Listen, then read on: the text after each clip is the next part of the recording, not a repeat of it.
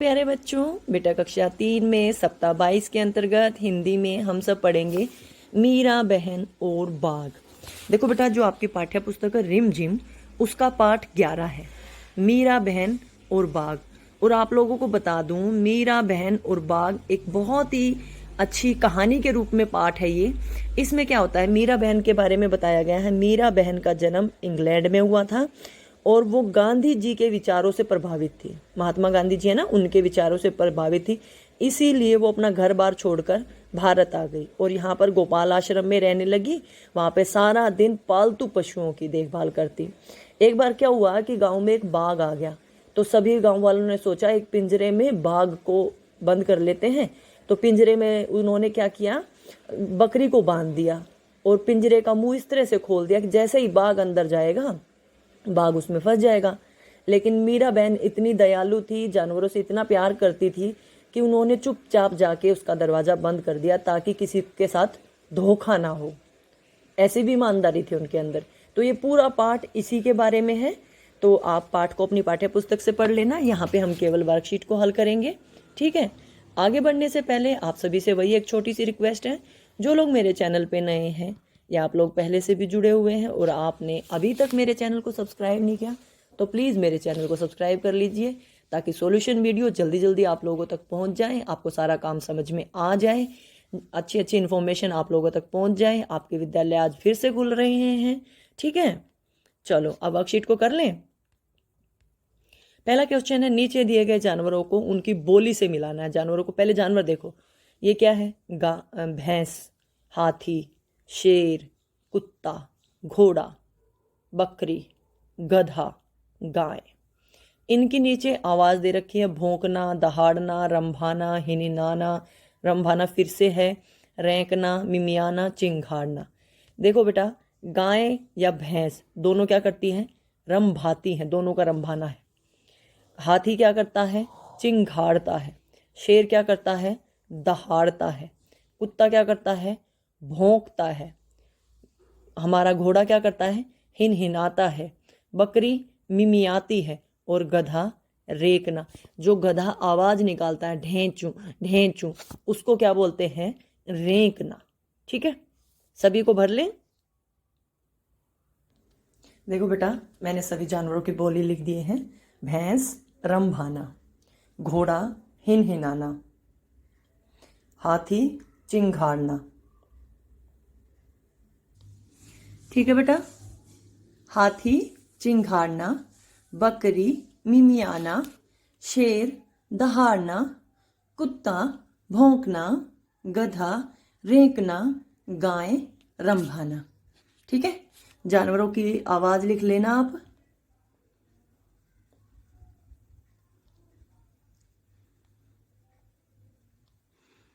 अगला है आपको एक वाक्य में उत्तर देने हैं, मतलब एक लाइन में आंसर देने हैं।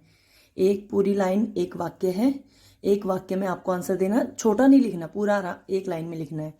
मीरा बहन का जन्म कहाँ पे हुआ था, इंग्लैंड में। तो पूरा लिखेंगे, मीरा बहन का जन्म इंग्लैंड में हुआ, ठीक है।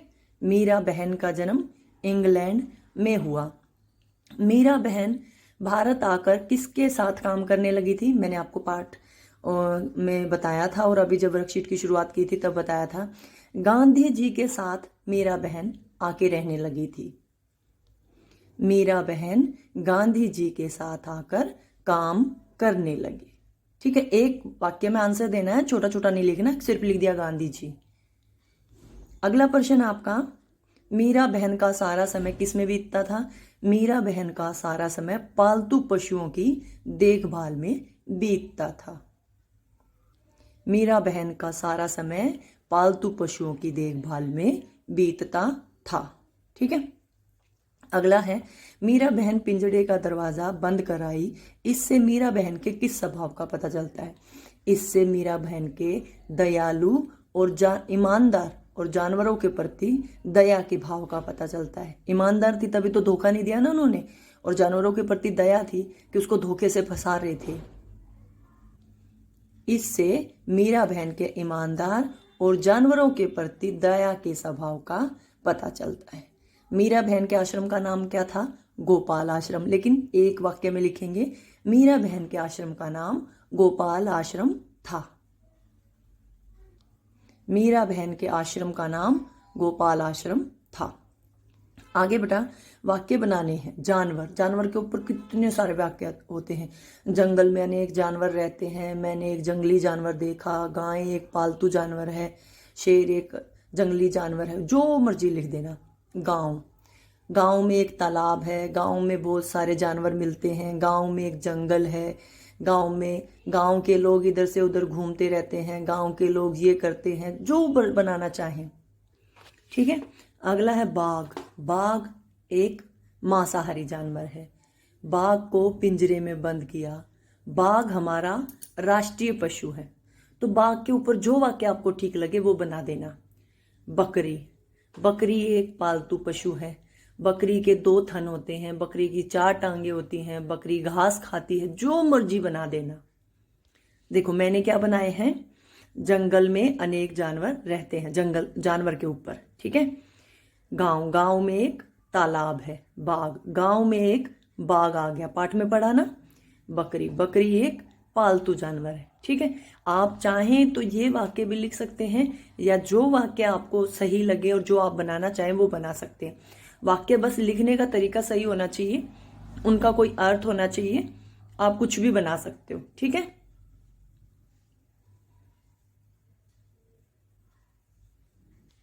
आगे हमारे 2 वाक्य रह गए, गाय और पिंजरा। जैसे अभी गाय के बारे में कितनी सारी बातें, जैसे बकरी के बारे में, गाय एक पालतू जानवर है, गाय हमें दूध देती है, गाय की 4 टांगे होती हैं, गाय की एक पूंछ होती है। ठीक है, जो मर्जी लिख सकते हैं। और पिंजरा, मैंने तोते में पिंजड़े में तोते को देखा।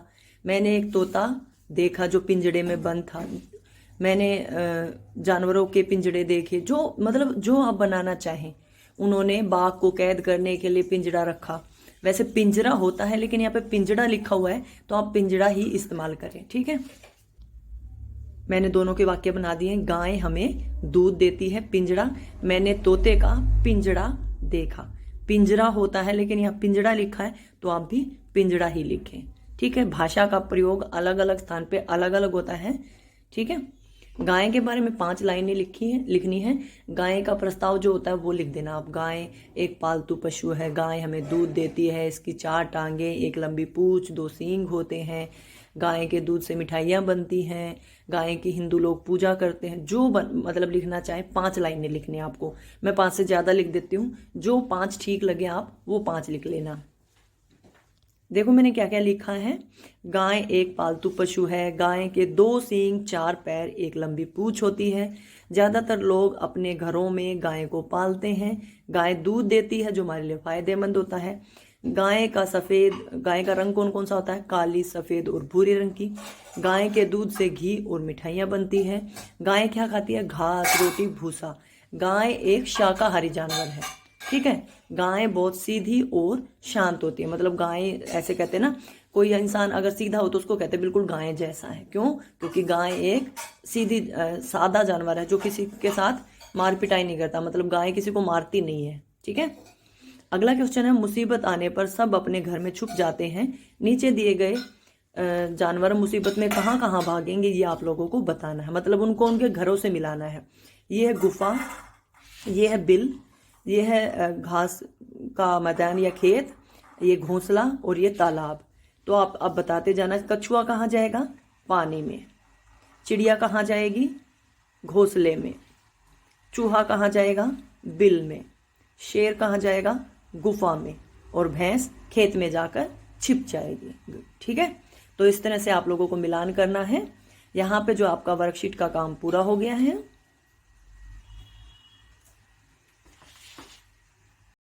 जो मैं बता रही थी जीवन कौशल में आपके लिए क्या है, सुल्लेख लिखना है। जिस कक्षा में जो पाठ पढ़ा है उसका सुल्लेख लिख लेना।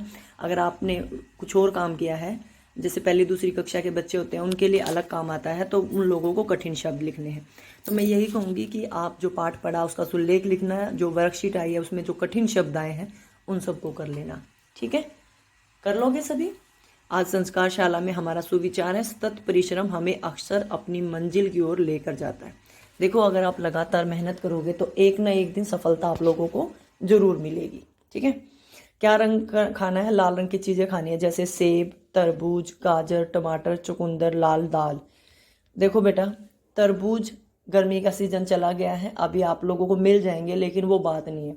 तो आप लाल रंग की जो चीज़ें होती हैं, गाजर बाजार में है, टमाटर है, चुकंदर भी है, सेब भी है, ये चीज़ें खा लीजिएगा जो आपको मिले। सबसे आसान होता है हमारे घर पे जो लाल रंग की चीज़ है ना, वो खा लो। परिवार के साथ आपको कैरम या लूडो खेलना है। घरेलू काम में अपनी मम्मी की मदद करनी है गतिविधि में, और ऊंच नीच का पापड़ा, ये खेल आप लोगों को खेलना है। ठीक है। अच्छा, आगे हमारी दैनिक दिनचर्या, इसमें माता पिता का अभिवादन करके दिन की शुरुआत करें, दांतों को दिन में 2 बार ब्रश करें, प्रतिदिन स्नान करें, खूब पानी पिएं, संतुलित आहार लें, अपने चेहरे को छूने से बचें, हाथों को बार बार धोएं, अपना गृह कार्य समय पे पूरा करो। जो आज आपको वर्कशीट मिली है, जल्दी से इसका काम पूरा करके अपने टीचर को भेज दो। उम्मीद करती हूँ वर्कशीट का सारा काम आप लोगों को समझ में आ गया होगा। नहीं समझ में आया हो तो कमेंट करके पूछ लो, अपने टीचर से पूछ लो, लेकिन काम जरूर किया करो। ठीक है। वीडियो अच्छी लगे तो लाइक कर देना, चैनल को सब्सक्राइब कर लेना, वीडियो को अपने दोस्तों को शेयर भी किया करो कि देखो हमारी मैम हमें कैसे पढ़ाती है। ठीक है। वीडियो देखने के लिए आपका बहुत बहुत धन्यवाद। भारत की स्वतंत्रता के 75वें वर्ष के अवसर पर की जाने वाली गतिविधि। क्या करना आपको? 5 मुख्य महिला स्वतंत्रता सेनानियों के नाम लिखने हैं। जो महिलाएं जिन्होंने स्वतंत्रता संग्राम में बढ़ चढ़कर भाग लिया, भारत की आज़ादी में अपना योगदान दिया, उन 5 के बारे में आप लोगों को बताना है। चलिए मैं आपको चित्र सहित बताती हूँ। देखो बेटा, ये कौन है? रानी लक्ष्मीबाई, जिन्होंने देश की आज़ादी के लिए सबसे पहले स्वतंत्रता के लिए बिगुल बजाया था, अंग्रेजों के खिलाफ आवाज़ उठाई थी। ये कौन है? सरोजिनी नायडू, जिनकी कविताएं भी आप लोग पढ़ते हैं ना, भारत की नाइटिंगेल भी कहा जाता है इनको। इन्होंने भी अपना विशेष योगदान दिया। ये हैं बेगम हजरत महल, इन्होंने भी भारत की स्वतंत्रता में अपना विशेष योगदान दिया। बेगम हजरत महल। ये है बेटा विजय लक्ष्मी पंडित, ये पंडित जवाहरलाल नेहरू की बहन हैं, और इन्होंने भी स्वतंत्रता के लिए अपना विशेष योगदान दिया। ये है बेटा बीकाजी कामा। कौन है ये? बीकाजी कामा।